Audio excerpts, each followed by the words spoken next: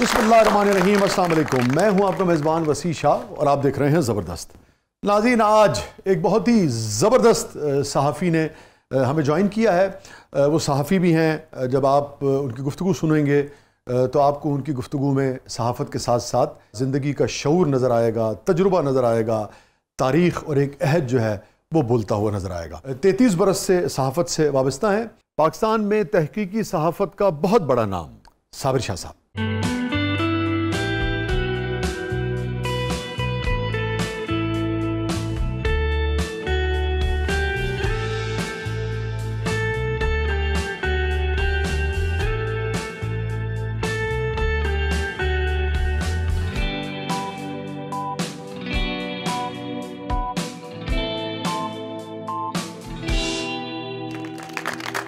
Welcome to the show Sabir.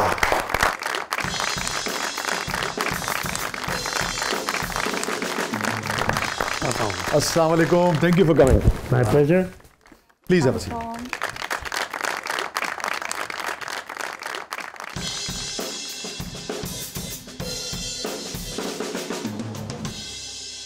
हुजूर वाला कैसे हैं?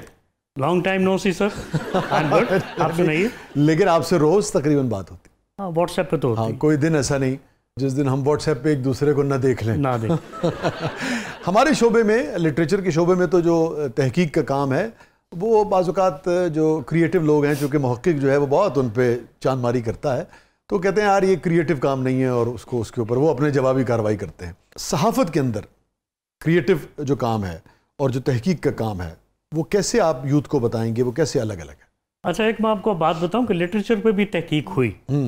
मतलब शेक्सपियर ने जब हैमलेट लिखा तो उनके जो क्रिटिक थे, नकाद, उन्होंने कोई 100 साल बाद कहा ये तो डेनमार्क गया ही नहीं था। तो फिर इसने हैमलेट में वो सारा कैसे किया। बाद में किसी ने जवाब दिया कि उसने नक्शा खींचा इमेजिनेशन से, जो हूबहू ठीक निकला। सहाफत में रवाज तो नहीं था एज सच, लेकिन बहरहाल हादसाती तौर पे मुझे रिसर्च की तरफ आना पड़ा। वो भी मीर शकील रहमान साहब ने मुझे कहा कि ये काम करो। मैंने कहा जी मैं कहाँ करता फिरूंगा रिसर्च, ये तो बड़ा पढ़ने लिखने वाला काम है और बहुत बैठ के करने वाला काम है। और फिर अखबारात में तो जगह की भी कमी है, आपने दरिया को कूजे में बंद करना। ये मतलब आपके नाम की वजह से उन्होंने कहा होगा कि नाम साबिर है तो सब्र से बैठ जाया करेंगे। बैठ के मजबूरी थी। बहरहाल शाह साहब हुआ ये कि रिसर्च शुरू की। इसमें ज़रूरी तो ये होता है कि आपने तारीख को कुछ ना कुछ पढ़ा हो, कुछ ना कुछ आपको पता हो कि किस ज़माने में क्या हुआ। उसके बाद ही आप करंट अफेयर्स को कोरिलेट कर सकते हैं उस हिस्ट्री के साथ। हिस्ट्री रिपीट करती है अपने आप को। It is a mirror, it is a reflection. बिल्कुल ऐसे ही जो पीछे हुआ है वही कुछ हो रहा है, वही हरकत हो रही। हालात, तरीक़ा कार बदल जाता है, बुनियादी नतायज और बुनियादी चीजें जो है वो वही चल रही हैं। इंसानी जबिल्लत तो वही है। Yes yes yes. डीएनए तो वही है, क्रोमोसोम वही है। बिल्कुल ऐसे। तो हरकत भी वही है। बिल्कुल ऐसे। तो वो होता आया, यानी ताकत के लिए जो जंगें होती रही हैं।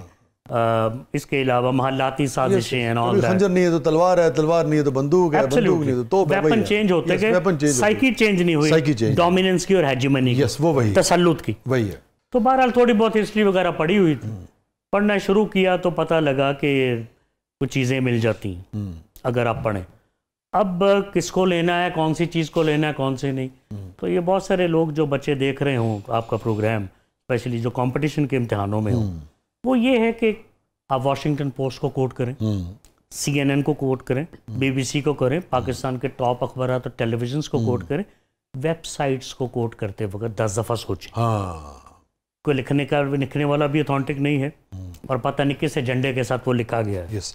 और आप देखिए कि इसी वेबसाइट को कोड करने के रुझान ने हमारे बाज़-औक़ात 30-30 साल के जो सीनियर्स बड़े बड़े शानदार लोग थे उनको भी बाज़-औक़ात सुबकी उठानी पड़ी, बहुत सुबकी उठानी पड़ी। अभी भी फेक न्यूज़ के लोग मार खा जाते हैं, हालांकि तस्वीरें भी बदल जाती हैं, शक्लें भी बदल जाती हैं, फैक्ट्स को जिस तरह डिस्टॉर्ट करते हैं। अच्छा, उनके काम में कोई वो नहीं थी, मगर वो समझ नहीं आती। आपके सामने सब कुछ इतना ओरिजिनल बना के वो आता है। सर हम रोज मार खाते हैं, रोजाना मार खाते हैं। आपने देखा होगा कई व्हाट्सएप फोरम्स पे यही बहस चल रही होती है कि हम एक दूसरे से पूछ रहे होते हैं कि भाई ये सच है कि नहीं। कैसे डबल चेक किया जाए आज के दौर में? बड़ा मुश्किल काम है। फैक्ट चेक डेस्क बना लेना आसान है, इसके लिए तो बहुत टाइम चाहिए होता है। तहकीक जो है वो उसकी क्या अहमियत है जर्नलिज्म में, इंसान के शऊर को बढ़ाने में, बेदार करने में, फॉर एग्जांपल अभी आपने बड़ी शानदार, हमेशा ही आप तो हैरानी कर देते हैं, अभी ये जो ट्रंप के ऊपर और कौन कौन से प्रेसिडेंट जो थे वो रियल एस्टेट टाइकून रहे और ये वो सारा, वो जो बड़ी शानदार आपकी रिसर्च, उसका क्या फ़ायदा होता है सोसाइटी को, मुआशरे को, जर्नलिज्म को, आम आदमी के शऊर को? एक तो ये कि जैसे मैंने अर्ज़ किया कि सोसाइटी को ये पता लगना चाहिए कि हज़रत इंसान, उसमें तमाम आदतें वही हैं, लिबास बदल गए, हथियार बदल गए, जबिलत नहीं बदली, DNA नहीं बदले। और दूसरा ये कि अगर जॉर्ज वाशिंगटन को मतलब पढ़ा जाए, ज़रूरी है कि आपने वाशिंगटन को पढ़ा हो, पढ़ा होगा तो आपको पता होगा ना कि ये पहला रियल एस्टेट टाइकून था, और फिर ये जर्नैल था, अमेरिका का पहला सदर, ठीक है, उसके मुंह में पूरे दांत नहीं थे, और उसने शराब की बोतलों पे इलेक्शन जीता। तो इसके लिए ज़रूरी है आपने पढ़ा हो, आपने उन किताबें पढ़ी, फिर आपको ट्रंप के जब लिखते हैं, फिर आपको तो आप लिखते हैं कि ट्रंप पहला सदर नहीं जी, इससे पहले 10 American president real estate tycoons थे। आपकी बहुत गहरी नज़र है, 33 बरस से आपने पाकिस्तानी सियासत को बहुत करीब से देखा है और उसके बाद 3300 साल से ज़्यादा को पढ़ा है। ठीक, ये जागीरदार असम्बली में थे और फिर इंडस्ट्रियलिस्ट आए और फिर ये जो रियल एस्टेट के लोग जो हैं ये आए, और भी बहुत और भी मुख्तलिफ जो सरमाएदार हैं वो आए। क्या फ़र्क आया उससे आम आदमी की ज़िंदगी में, कवानीन के बनने बनाने में क्या फ़र्क आया आम आदमी? शाह साहब, आम आदमी पाकिस्तान जैसे मुल्कों में उसने सफ़र ही करना होता, उसने सिर्फ वोट डालना होता, उसकी ज़िंदगी पे जो उसने मेहनत करनी है अपनी ज़िंदगी में, उसी से अपनी ज़िंदगी बनाएगा वो। कोई किसी की ज़िंदगी बना के नहीं देता। अपना वक्त क्यों ज़ाया करते हैं, लोगों के जलसों में तालियां मारते हैं, आवे आवे, भाई आपका फारिग टाइम है तो आप ज़रूर जलसा देखें। अगर आप समझेंगे कि ये आदमी जिसने कल को असेंबली में जाना है, ये सारे काम छोड़ के मुझे ही नौकरी दिलवा देगा, मुझे ही अमीर कर देगा, तो ऐसा कभी नहीं हुआ। सर तुसी बड़ा ठीक किया है, इलेक्शन तो पहले नारे लगते ने, आवे भी आवे, आवे भी आवे, ते इलेक्शन तो बाद कदी ते आवे, कदी ते आवे। इसी तरह ही है, इसी तरह ही है। अच्छा ये बताइए, अंदरून लाहौर से आपका ताल्लुक है ना? मजंग अंदरून लाहौर, मजंग अंदरून लाहौर, हाँ मजंग अंदरून लाहौर ही कहलाएगा, ये पुराना लाहौर कहलाएगा? जनाब मजंग पुराना लाहौर है, लेकिन अंदरून लाहौर तो नहीं है ना? ऐसा सच नहीं है, सच नहीं है, ठीक है। मजंग एक मॉडर्न मोहल्ला था, अंदरून लाहौर जो इब्तदाई शहर कन्हैया लाल की अगर आप किताब पढ़े 1886 की, तो अंदरून शहर तो वॉल्ड सिटी है ना, 12 दरवाजों के अंदर। मजंग थोड़ा सा हटके है, निस्बतन पॉश इलाका है, ठीक है। तो यहाँ क्रिकेटर जो आबादियां बसी, वसीम अकरम, सरफराज नवाज, जस्टिस अकरम, जस्टिस कयूम, फिर 2 बाप बेटा चीफ जस्टिस बने एक छोटी सी गली से, बड़ी बात, जस्टिस राशिद अजीज और जस्टिस अजीज खान। इसके अलावा क्रिकेटर्स मैंने आपको बताया, फिल्म एक्टर्स हैं। आपको खुद भी आप एंजॉय करते हैं, मैं इसलिए कह रहा हूँ, शायद ये सुनने में लगा आप चूंकि एंजॉय करते हैं इस बात को, आपको लाहौर की नानी भी कहते हैं। उसकी वजह यह है कि शाह साहब एक जमाने में आवारगी बहुत की। ये आप खुद भी कहते हैं, सुन के कैसा लगता है आपको? अच्छा लगता है मुझे, क्योंकि सारी जिंदगी देखिए आवारागर्दी की है। आवारागर्दी हमारी डिफरेंट थी, साफी सारे बैठते थे रात को, बड़े मजे, वही मजंग, आपके तमाम टॉप क्लास साहब, वहीं ब्यूरोक्रेट, वहीं पुलिस वाले, वहीं सभी लोग आ जाते थे हमें मिलने सिविल गाड़ियों, और वहाँ हिस्ट्री आती थी, वहाँ लोगों से बहुत कुछ मिलता था, स्ट्रीट विजडम मिलती थी। इसको मैं थड़ा थियोक्रेसी कहता हूँ। स्ट्रीट विजडम बड़ी ताकतवर चीज है, इसके लिए पढ़ा लिखा होना जरूरी नहीं है। जिंदगी भर का निचोड़ होता है लोगों के पास, हजूरी बाग में बैठते हैं लेकिन नाकाम लोग होते हैं, बेचारे जिंदगी से हारे हुए होते हैं, तो उनकी बात सुनना नहीं चाहता। बट अगर आप अच्छे सुनवाइये हैं, मौसीकी के अलावा लोगों की गुफ्तगू के फिलॉसफी को समझते हो, तो जिंदगी की फिलॉसफी आपको इनसे मिलेगी। मौसीकी और पान का भी बहुत शौक रहा आपको? पान एक बहुत कम अरसा खाया। मौसीकी में मैंने आपको अर्ज किया कि मैं जानता हूँ कि हाई नोट्स क्या हैं, मौसीकी की कॉर्ड्स क्या हैं, कौन सी अच्छी मौसीकी है जो रेजोनेट करेगी, अच्छा गवैया कौन है, अच्छा तबला कौन बजा रहा है, अच्छा हारमोनियम कौन बजा रहा है। सर कभी ऐसा हुआ कि आपने हाई नोट सुने हो और बिग नोट निकाल के दिए हो? ऐसा 1-2 दफा हुआ है जी। मसला किसी को मैंने कहा कि मैडम नूर जहाँ का कोई एक गाना सुनाओ, मैडम जरा हाई नोट में गाती थी, तो woman singer, young singer सैंग it very well, उन्होंने राग पंचम लगाया। वाह, राग जब पंचम लगाया तो मैंने देखा इसके तो गले में गरारियां बड़ी, बड़ा ऊंची जाके गाती है, तो वहां फिर हमने खुशी में उनको इनाम दिया। क्या बात सर, बड़ी बात। और अगले दिन पछतावा हो गई, यार सैलरी तो सारी लगा बैठा हूं मैं, अब क्या करूंगा मैं।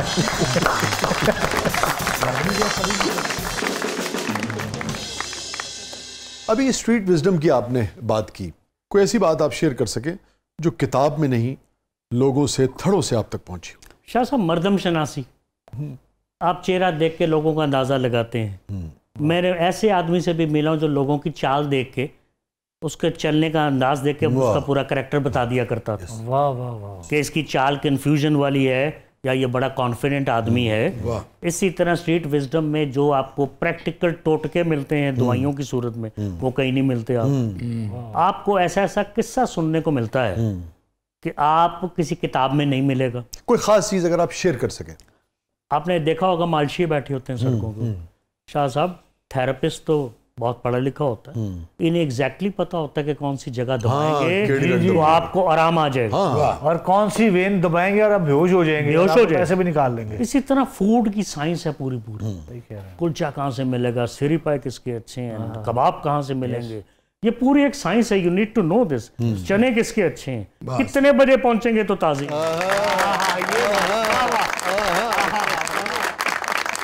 ये है कितने बजे पहुंचेंगे तो ताज़ा मिलेगा। Stay with us, stay with us नाज़रीन, कहीं नहीं जाइएगा, कहीं नहीं जाइएगा। अपनी ताज़ा गुफ्तगू के साथ मौजूद है हमारे साथ साबिर शाह साहब। आप देख रहे हैं ज़बरदस्त। छोटे से वक्फे के बाद वापस आते हैं प्रोग्राम के अगले मरले में, आपके लिए बहुत कुछ।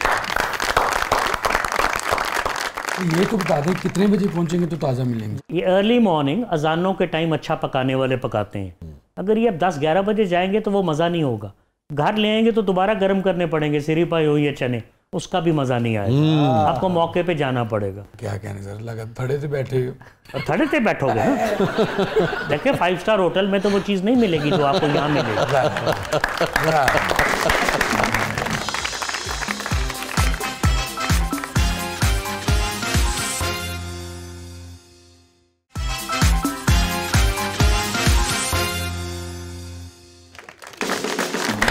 वेलकम बैक नाज़रीन। ज़बरदस्त में एक बार फिर खुशामदीद। और साबिर भाई, हमारा सेगमेंट है जिसका नाम है मेरा कुछ सामान।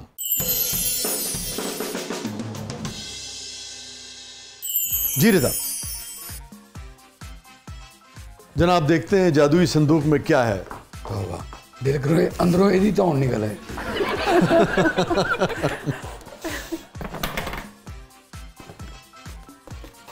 शाह साहब, मेरी तो नज़र बैट पे पड़ गई। तो हर पाकिस्तानी की यादें इस बैट के साथ वो बसता है। हम सारे क्रिकेटर और सेंचुरी हमने भी घर के अंदर बहुत की हैं और बहुत खेले हैं जिंदगी में। अच्छा जी, तो एक ज़माने में तो मेरे पास मैं रिकॉर्ड्स भी खिलाड़ियों को इकट्ठे किया करता था। पोस्टर अखबार वतन से फाड़ा करता था। हनीफ मोहम्मद साहब का रिसाला क्रिकेटर था, उसमें से सेंटर फोल्ड फाड़ा करता था और सैकड़ों पोस्टर मैंने इकट्ठे किए। और 8-8 साल का था तो ज़हीर अब्बास साहब को देखा, माजिद खान साहब को देखा। तो क्रिकेट पे तो बैट के साथ तो हमारी बहुत यादें हैं। और वसीम अकरम तो खैर मेरे घर के पास ही रहा करते थे।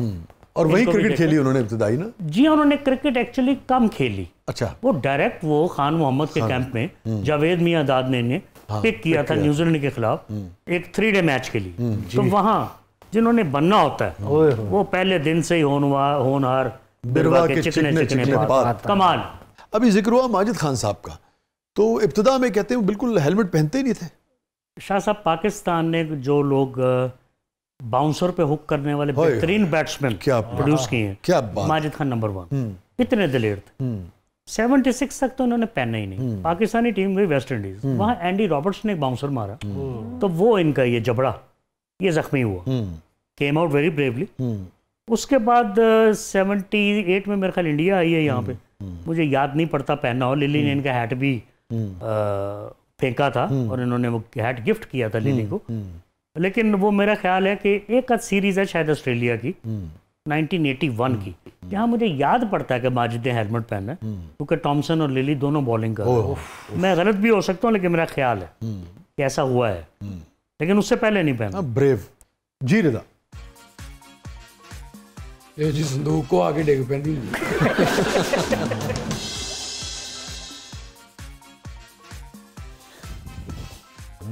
ये क्या है जनाब? बड़ी कमाल की ये तो बेंटे।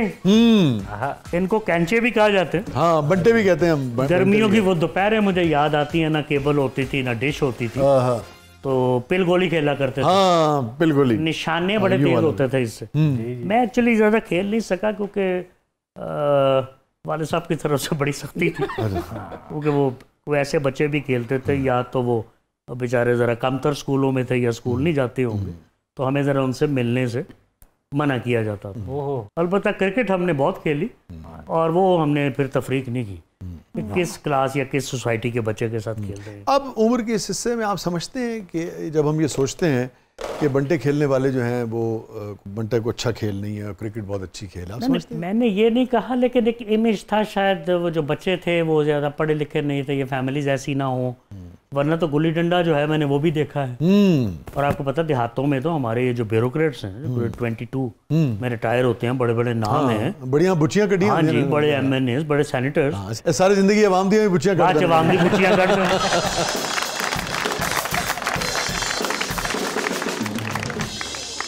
लेकिन हमने देखी हैं शहरों में। ठीक है, मगर आपने बहुत ज्यादा खेली नहीं खेली नहीं। तो उस वक्त आपके दिल में ख्वाहिश होती होगी इसकी? ख्वाहिश तो सारी थी, मैंने आपको कहा पढ़ाई के अलावा मेरा हर काम में दिल लगता था। मतलब मुझे पतंग उड़ानी नहीं आती, मैं मजंग का रहने वाला हूँ, लेकिन मैं बेहतरीन पतंगें चूज करके लेके आता था। वाह, मुझे पहचान है। तो बहुत टाइम दिया, तीर के हो जाए फलाना, हाँ तीर के हो जाए, फिर हवा किधर दी है, 2 नंबर डोर लगेगी, केड़ी डोर लगेगी। जब नाइट पसंद हुई तो बहुत बहुत दूर से लोग हमारे घर में आते थे, छत हमारी ऊंची थी, एक बड़ा शौक था वो, तो काश हमारे बच्चे भी वो टाइम देखें। हम लाइटें लगाते थे, देगी पकवाते थे, सब चाय बनती थी, बाकरखानियाँ तंदूर से आती थी, बर्फी आती थी, कुर्सियाँ लगती थी, छत पे छिड़काव होता था, म्यूजिक लगता था, कितना खूबसूरत वो एक पूरा एक सोसाइटी जेल होती थी। और कितनी इकोनॉमिक एक्टिविटी जनरेट होती है, बहुत इकोनॉमिक, पूरी दुनिया से लोग आते थे। ये भी हमने देखा है, छतें बिकती थी। जी बिल्कुल, 2 लाख 5 लाख 10 लाख अंदरून शहर में। ये इतना, साबिर भाई, उसके अंदर इतना पैसा आ गया था कि अलग से एक फोर्स क्यों नहीं बनाई जा सकती थी उसी पैसे से? उसके मतलब उसका 1% 2% भी नहीं लगता कि जो तंदी और ये जो मसाइल है उनको कंट्रोल करने के लिए। देखिए तंदी शुरू से थी। हाँ जी, हमेशा तंदी जब भी ट्रांसफार्मर में लगती थी, ट्रांसफार्मर उड़ जाता, ठक करके आवाज आती थी। फिर क्या हुआ? यस, वो फिर शाम को डी उसकी लगा देते थे। हाँ जी, ये केमिकल वाली डोर, केमिकल की। ये इतने नालायक लोग हैं, ये people at the helm of affairs हुक्मरान है, सक्सेसिव गवर्नमेंट्स, ये ज्यादा से ज्यादा 50 लोग होंगे, 100 होंगे जो ये केमिकल वाली डोर बेच रहे हैं। अगर उन्हें शर्म नहीं आती, इसे गले करते हैं, तो ये पकड़ लें। अदालतें ना दे जमानतें, क्यों देती है? कवानीन सख्त बनाए, कवानीन सख्त बनाए, कुछ करें भी तो सही ना, थानेदार पैसे ना खाए। एक दफा अदालत में बंदा जाए वापस ना। यस, मैं देखूंगा कैसे बिकती है। यस, सदियों पुराना त्यौहार आपने उसका बेड़ागर कर दिया पकड़। और यकीनन हम सब, आपने भी यही बात की, हम सब ये कहते हैं कि एक भी इंसानी जान की हिफाजत को यकीनी बनाने के बाद उसको यकीनी बनाया आप। बिल्कुल बंद नहीं करना चाहिए। देखिए, हमारी पहचान थी, हमारे कल्चर का हिस्सा था, it was embedded in our lifes. खाना पीना, उसके अलावा ट्रांसपोर्ट, उसमें पतंगबाजी करने वाले, बहुत सारी एलाइड छोटी छोटी इंडस्ट्रीज या दुकानें या कारोबार चलते। पतंग आपने बिल्कुल नहीं उड़ाई? थोड़ी बहुत उड़ाई? उड़ा लेता हूँ। उड़ा लेते हैं। कभी किसी मखसूस छत पे सुटी? ताना मतलब जान के लोगों को ऐसा करता मैंने देखा, उसके लिए जरूरी है हवा भी मुआफिक हो।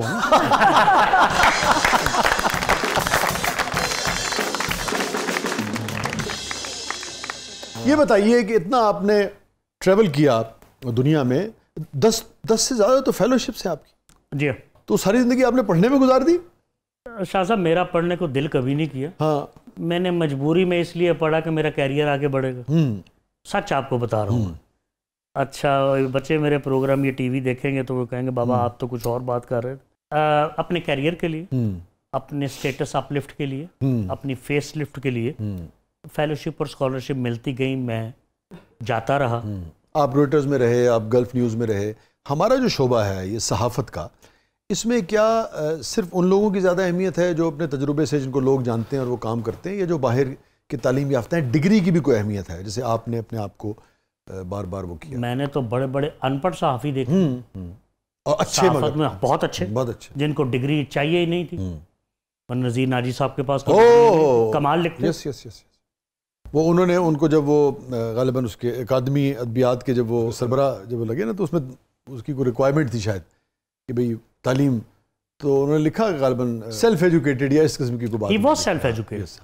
और ग्रेजुएट तो मैंने आम देखे हैं, ऐसी खूबसूरत, मैं चूँकि अंग्रेज़ी मीडिया में रहा हूँ, ऐसी खूबसूरत अंग्रेज़ी वो लिखते थे, कमाल लिखते थे।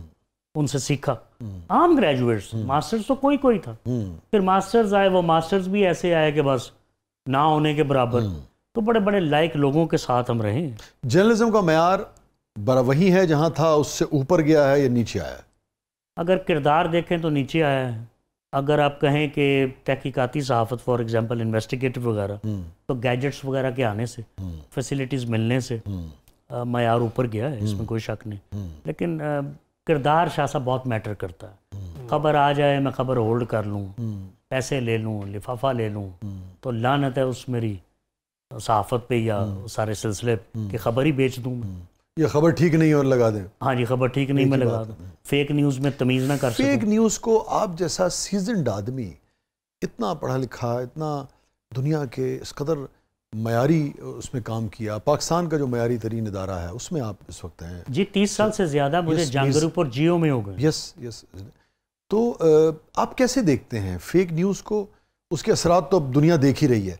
इस पे काबू पाने का आपके नज़दीक कोई हल है? शाह साहब, काबू नहीं पाया जाएगा। उसकी वजह कि डिजिटल मीडिया ने इस बीमारी को बढ़ा दिया है। ट्विटर पे, फेसबुक पे, इंस्टा पे जब कोई चीज़ लगती है तो वो वायरल हो जाती है। जिस आदमी का सहाफ़त से कोई ताल्लुक नहीं, फॉर एग्जांपल वो आईटी एक्सपर्ट है, उसको एल्गोरिथम्स का पता है फेसबुक के, उसको पता है चीज़ कैसे वायरल करनी है, वो एक चीज़ पकड़ता है, उसको वायरल कर देता है। अब सुबह सो के उठते हैं, वो दुनिया के हर कोने में पहुंची होती है। तो अगर बीमारी का जो वायरस है उससे मल्टीप्लाई करने के लिए एक एटमॉस्फेयर मिल जाए तो बीमारी तो फैलेगी।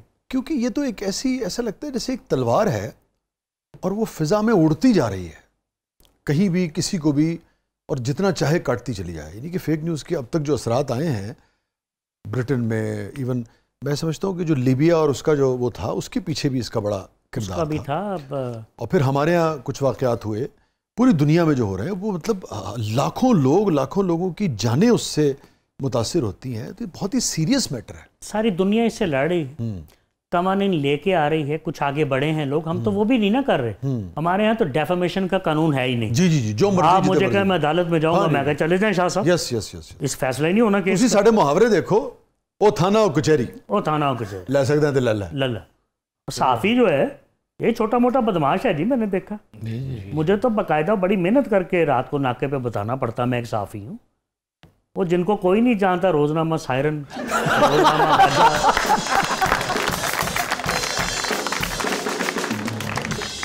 रोजनामा किचकिच, रोजनामा खिचड़ी, अजीबो गरीब काम है।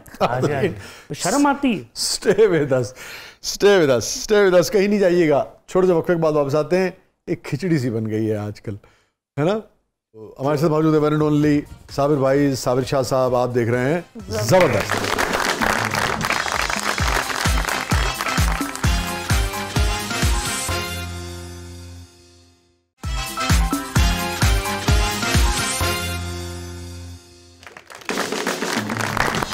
वेलकम बैक नाज़रीन। ज़बरदस्त में एक बार फिर खुशामदीद। और रिदा, क्या है प्रोग्राम के इस मरले में? सर, अब हमारा सेगमेंट है ज़बरदस्त पब्लिक सब जानती है, तो आइए देखते पब्लिक आपसे क्या जानना चाहती है। जनाब साबिर शाह साहब।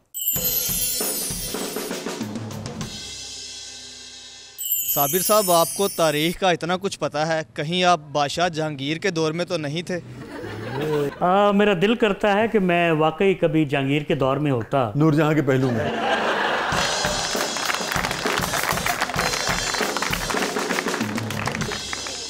अब मैंने फतेहपुर सीकरी और आगरा में अकबर और इन मुगल बादशाहों के महल्लात भी देखे हैं। मैंने एक्चुअली जहांगीर का वो तालाब भी देखा है जहाँ वो नहाता था। उसकी टूटियां सलामत थी आज से 25 साल पहले तक, और बड़ा खूबसूरत ब्लू मोज़ैक था उसके अंदर, बहुत खूबसूरत। और फिर मैंने वो सारी कहानी सुनी अनारकली वाली, वल्लाह आलम कितनी फैब्रिकेशन है, क्या है क्या नहीं। और जब मैं फतेहपुर सीकरी गया तो मुझे किसी ने कहा कि आपको पता है इसका नाम सलीम क्यों रखा? ये हज़रत सलीम चिश्ती साहब के नाम, जी हाँ, अकबर ने, जो हज़रत ख्वाजा मोइनुद्दीन चिश्ती अजमेरी रहमतुल्लाह अलैह के पोते हैं। जी, क्योंकि उनको इसको मांगने के लिए गए थे ना, मांगने गए। फिर मैं उस पहाड़ी पे गया हूँ, मैं उनका मज़ार पे गया, तो फतेहपुर सीकरी में है। ये जयपुर के बॉर्डर के ऊपर है।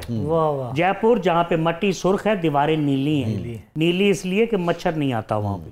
तो मैं वो हज़रत सलीम चिश्ती साहब के मज़ार पे गया और वहाँ मैंने वो देखा कि कहाँ अकबर नंगे पाँव में पहाड़ी चढ़ा और उसने कहा कि अगर मेरे यहाँ बेटा पैदा होगा तो उसका नाम मैं सलीम रखूंगा। That is how it goes. Sir अभी आपने इतना इन्वॉल्व होकर जहांगीर का जिक्र किया, वो तो बहुत रोमांटिक इंसान थे, तो आपकी ज़िंदगी में कितना रोमांस रहा है, और जो शादी थी वो मोहब्बत की थी या अरेंज मैरिज? अच्छा, एहो जी कुड़ी ना बाजारों झुमके ले आके कह रही थी ये मेरी दादू ने दिए थे, नूरजहां के हैं। जी साबिर भाई, रिदा की बात का जवाब। रिदा, बात ये है कि शादी तो मेरी अरेंज थी, बाकी जो सवाल आपने किया है उसको गोली करें, मैंने घर जाना है। वाह। और दूसरी बात है कि कुछ लोग इन कामों में पकड़े जाते हैं, हाँ। कुछ सारी जिंदगी नहीं पकड़े जाते। आप कौन से वाले हैं? जो नहीं पकड़े गए। जो पकड़े गए। अच्छा, इसको सेंसर किया जा सकता है क्योंकि अब तो बच्चे बड़े हो गए, इस तरह की बातों का जिक्र। मेरी बीवी आ गई कहती है आप पे कभी जवानी आई थी? आप तो बहुत ही ज्यादा शकील आदमी, सवाल आसान किया जवाब मुश्किल दे रहे हैं। अब उन्हें क्या बताएं कि वो बात कुछ कर रही हैं, हमारा ध्यान अमेरिकन इलेक्शन पर है। तो शाह साहब, ये जहांगीर ही नहीं बाकी सभी भी मुगल बादशाहों को ही हो, सारे ही रोमांटिक थे। 300 के तो हरम थे इनके। 300 के। आप इससे भी ज्यादा। जोधाबाई का वॉशरूम देखें आगरा में, और वो 10 मरले का वॉशरूम है जो अकबर बादशाह ने उसके लिए बनवाया। बड़ी गल सर, तुसी एडी दूर वॉशरूम देखने गए?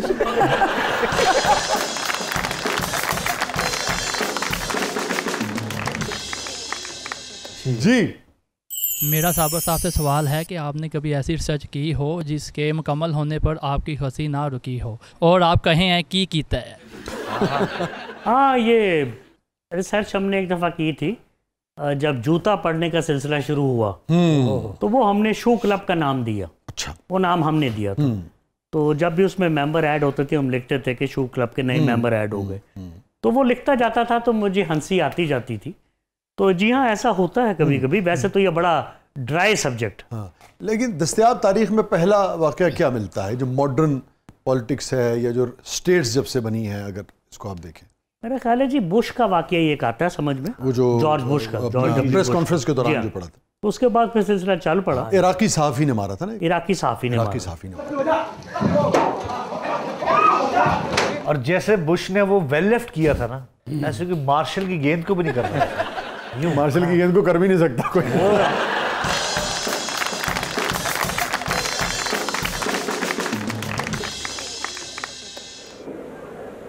Plastic or perspex comes down.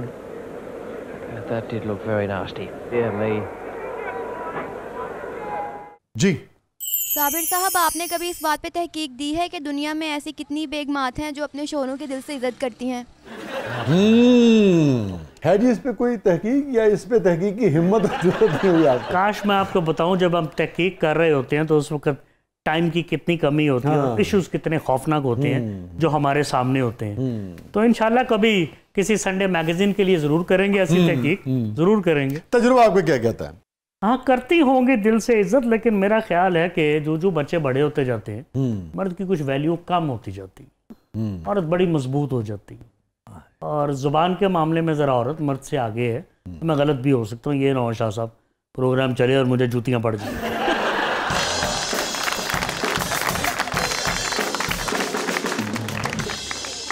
बरसाओ कभी फूल भी तुम अपनी जुबान से। बरसाओ कभी फूल भी तुम अपनी जुबान से।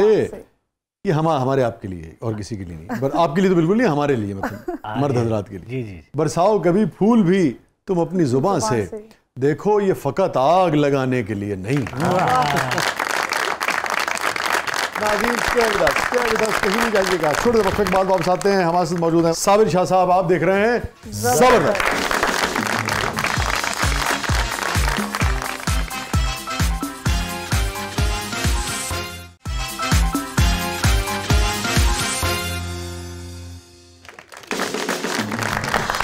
वेलकम बैक नाज़रीन। ज़बरदस्त में एक बार फिर खुश आमदीद। साबिर भाई, हमारा सेगमेंट है जिसका नाम है कैथारसिस।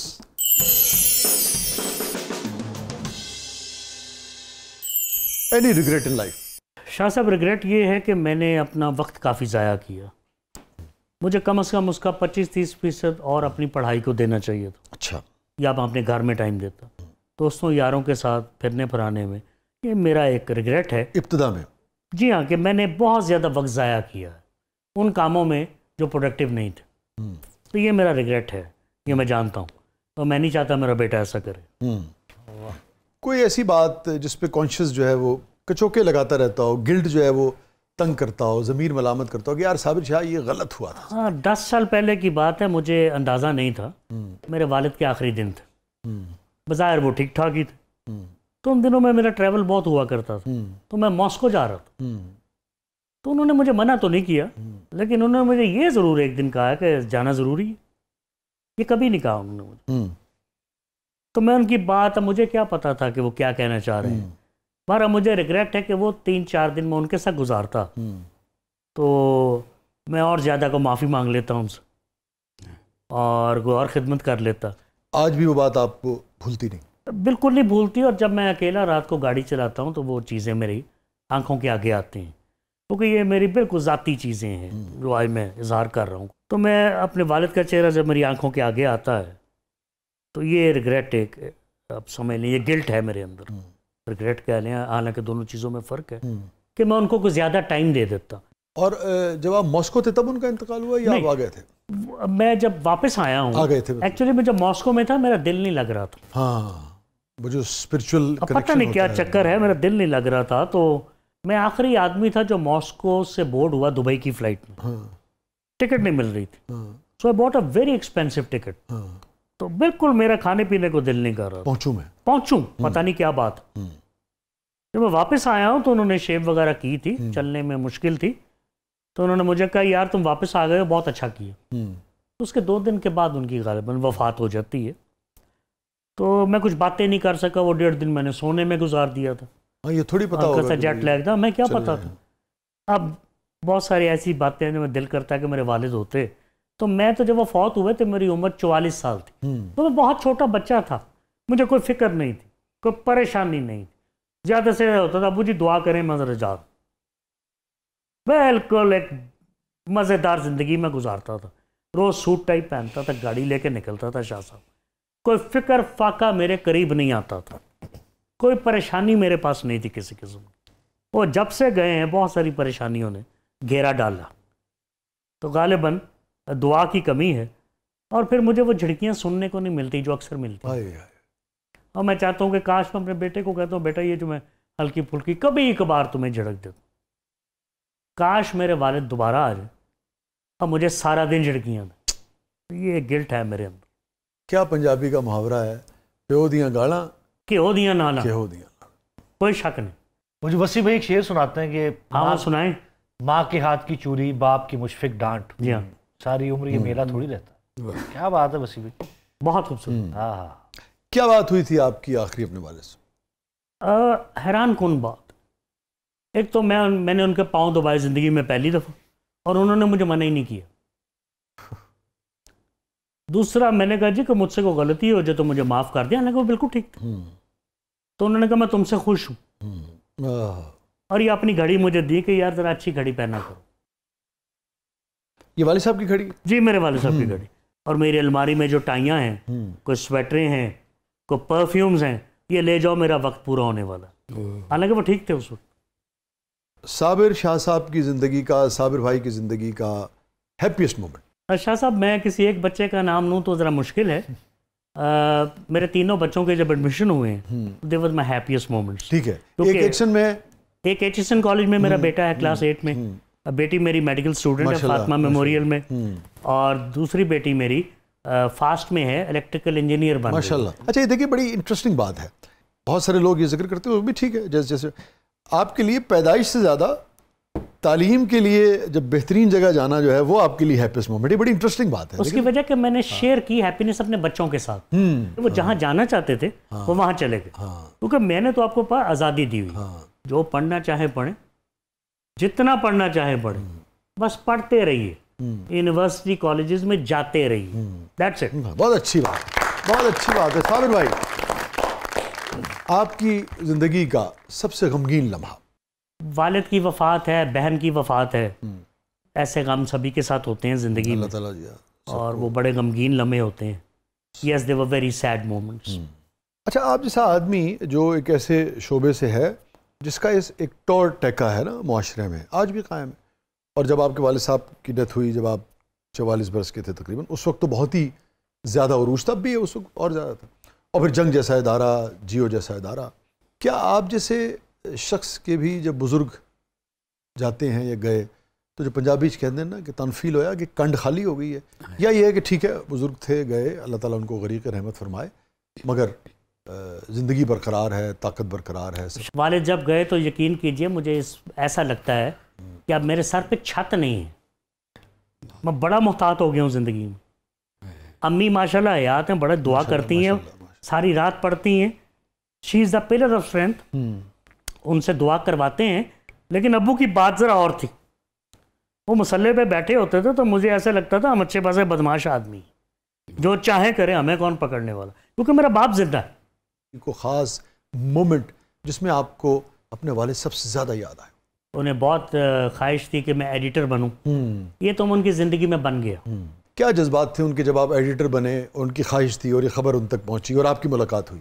ये बड़ी इंटरेस्टिंग सी बात है कि मैं तो रिपोर्टर था, फिर असिस्टेंट एडिटर बना, तो मेरे वालिद ने कहा भाई तुम असिस्टेंट एडिटर ही रहोगे सारी उम्र, what is this assistant deputy, ये क्या पोस्ट हैं? तो किसी वजह से जियो बंद हुआ। मैं बड़ा दिल बर्दाश्त था वैसे ही, तो मैंने मीर शकील उर रहमान साहब से कहा फिर जी अब काम करने को दिल नहीं करता। उन्होंने मुझे दुबई बुलवाया। उन्होंने क्या हुआ, मैंने कहा जी मेरे वालिद ये कह रहे हैं कि यार इतनी उम्र हो गई एडिटर भी नहीं बने, कहते हैं वो ठीक कह रहे हैं। तो मैंने कहा सर आपने बनाना था, या तो मुझ में कमी हो। शकील साहब ने मुझे वादा किया मेरे साथ, और 2-2.5 महीने के बाद उन्होंने रात को मुझे SMS किया कि मैं आपको एडिटर बनाता हूँ। और खुशी में मैं अपने वालिद के कमरे के पास गया 2 दफ़ा, वो गालिबन पढ़ रहे होंगे, मैंने दरवाज़ा खोलने की हिम्मत नहीं हुई, उन्होंने साया मेरा देख लिया। तो उसके बाद मेरी बीवी उन्हें नाश्ता देने आई, शुगर के मरीज थे, ज़रा अर्ली खाते थे, तो उन्होंने कहा तुम्हारे खामद को या कोई परेशानी है या खुशी बहुत बड़ी, कि 2-3 दफ़ा आया है इसने दरवाज़ा नहीं खोला। उसने कहा अंकल वो कोई एडिटर बन गए हैं। तो उन्होंने कहा तुम्हें कैसे पता? उन्होंने कहा जी कोई SMS आया। उन्होंने कहा ये SMS तुम पढ़ के सुनाओ मुझे। तो मेरी बीवी ने वो सारा पढ़ के सुनाया, पर्क्स प्रिविलेजेस और सारा।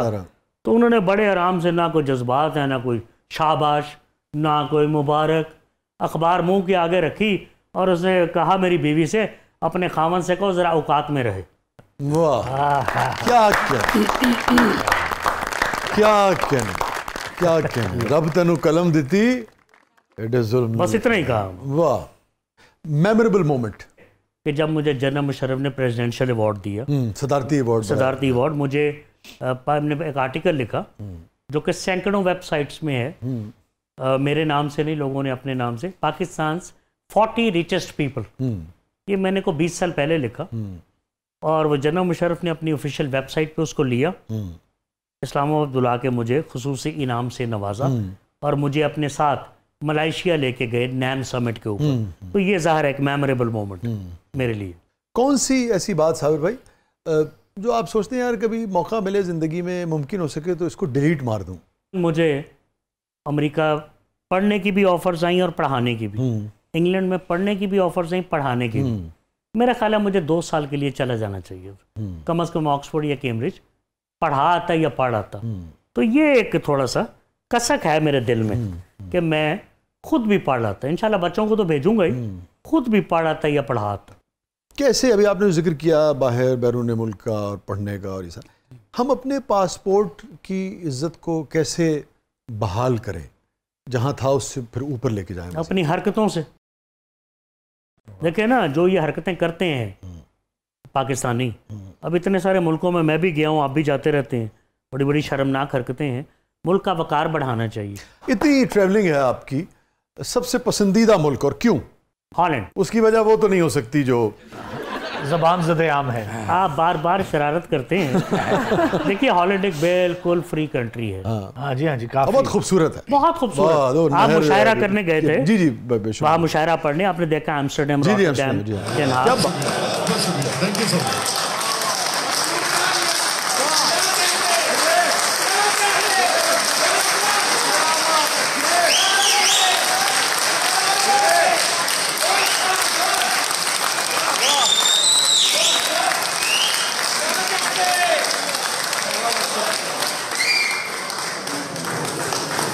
देखा है ख्वाब तो ये सिलसिले हुए। जी हाँ, वो भी वहाँ पे पार्क से जहाँ पे ये गाने फिल्माए गए। देखा एक ख्वाब तो ये सिलसिले हुए। डच लोग बहुत खूबसूरत, खूबसूरत इस तरह कि वो अपने काम से काम रखते हैं। You must have seen it. बड़े अमन पसंद, दूसरा ये है कि सारे हमारे लिए तो इसलिए अच्छे हैं कि अंग्रेजी बोलते हैं। जर्मन और फ्रेंच लोग जो हैं वो अंग्रेजी बोलते हुए बड़ा घबराते हैं या पता नहीं अच्छा महसूस नहीं करते। डच बहुत खुले दिल के लोग हैं, क्योंकि वो अंग्रेजी बोलते थे, इसलिए मेरी ज़िंदगी गुजारने के लिए मुझे बड़ी आसानी हुई। अब भी अगर मौका मिला मैं 2 महीने रह सकता हूँ एम्स्टर्डम में जाकर। किसके पास रह सकता हूँ? भाई आप आज बहुत शरारती हुए, बहुत शरारती। 2 महीने सर बड़ी बात है। जहाँ आप कह रहे हैं ना वहाँ 2 महीने आदमी नहीं टिकता।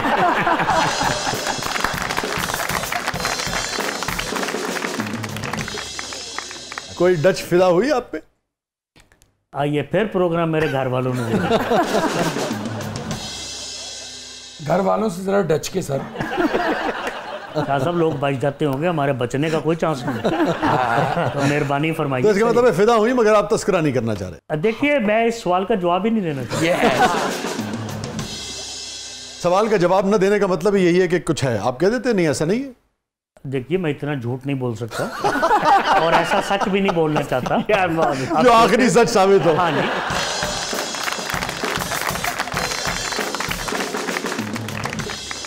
वैसे तो जो मैंने बोला है इस पे भी पकड़ा जाऊंगा। बहुत बहुत शुक्रिया साबिर भाई, आप तशरीफ लाए, बहुत अच्छा लगा। Thank you so much. My pleasure. Thank you so much. आपके आने से हमारा प्रोग्राम जो है इल्म अदब की और सहाफ़त की और तारीख़ की गुफ्तगू से और यादों से और तजुर्बे से और मुशाहिदे से सज गया और महक गया। Thank you so much. Thank you so much. ये था आज का ज़बरदस्त। अपने फीडबैक से हमें आगाह कीजिएगा। इजाज़त दीजिए। अल्लाह हाफ़िज़।